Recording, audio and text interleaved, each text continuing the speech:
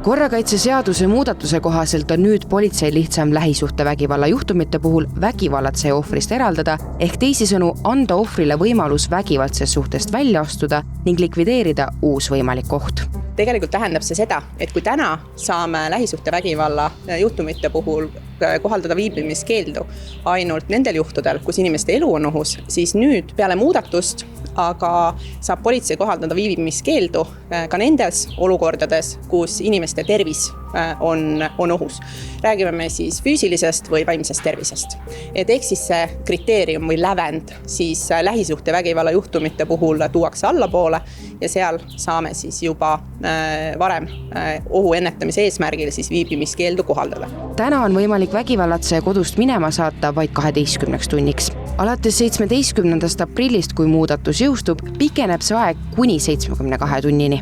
Merli Kaunissaar, kes on ise kogenud lähisuhtevägivalda ning tänaseks nõustab teisi ohvreid, ütleb, et ohvrite jaoks on see väga suur kergendus.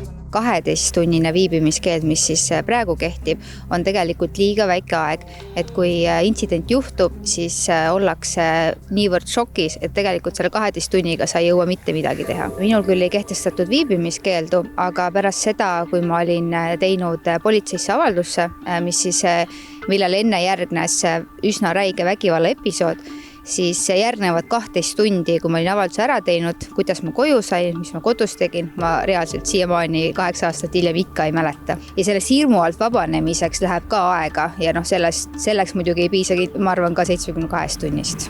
Viibimiskeeldu on võimalik aga rakendada kuni 78 tunniks. Tegelik pikkus sõltub igast olukorrast eraldi ning see jääb väljakutsele reageeriva patrulli otsustada. Nii nagu tänagi hindab patrull erinevatele väljakutsetele, sealhulgas lähisuhtevägivalla kutsetele reageerides seda, millised on varasemad juhtumid, mis seal täpselt aset leidis, kas perekonnas on lapsed, kuidas käitub siis see võimalik vägivallatseja, kuidas tunneb ennast võimalik ohver. Ehk siis neid asjaolusi, mida juba täna ja mida ka tulevikus tuleb arvesse võtta, on väga palju. See on kaalutlusotsus, mis tähendab, et iga juhtumi puhul, nii nagu ka täna, ei ole võib-olla vajalik seda viibimiskeeldu kohaldada. Küll aga, nagu me teame, enamik lähisuhtevägivalla juhtumeid leiab aset kas öösel, nädalavahetustel, pühade perioodil. Mul endal on siia jagada tegelikult kohe ka üks lugu. Üks juhtum juhtus pühade ajal.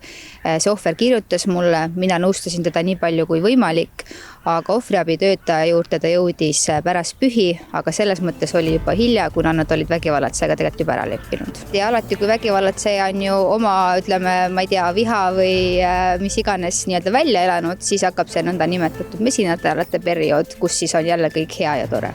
Ehk siis viibimiskeelu peamine mõte on tagada ohvrite ohutus, lõigata läbi manipulatiivsed köied, millega vägivallatsejad neid enda juures hoiavad ning lasta ohvritel rahulikult abi otsida kas ohvriabist, lähedastelt või tugikeskustelt. Viibimiskeelu pikendamine on väga suur samm edasi, et aidata ohvreid. Lea Päärensoni sõnul peame me ka aina rohkem seadma fookust ka vägivallatsejale ehk tegelema sellega, miks vägivallatsejad üldse vägivaldseks muutuvad. Selleks, et perevägivalda Eestis välja juurida, siis tegelikult see vajab terviklahendust. Ka vägivallatsejal on vaja piisavalt teenuseid, tulemuslikke teenuseid, mis aitaks tegelikult seda vägivalla ringi murda. Sest isegi kui ta selles suhtes praegu lahkub, siis ta liigub järgmisesse ja see muster kordub. Merli Kaunissaar toonitab, et vägivaldse ringi murdmisel on kõige olulisem samm endale olukorda tunnistada, sellest kas või lähedastele rääkida ja mis veel olulisem, tõendeid koguda, et ühel päeval oleks võimalik vägivallatseja vastutusele võtta. Näiteks pildistada vigastusi, kui on füüsilised vigastused või kui on ka selline, ma ei tea, ahistav jälitamine, need dokumenteerida kindlasti kuskile turvalisse kohta, et vägivallatseja ei saaks nendele ligi. Ma väga loodan, et inimestel on lähedasi, kellega ühendust võtta. Ma loodan, et nad võtavad abi vastu, et politseiametnik ka minu teada peaks tutvustama ohvriabi võimalusi. Naiste tugikeskuses saab pöörduda ka nädalavahetusel, et kasutada kõiki neid abivõimalusi ära, mis pakutakse.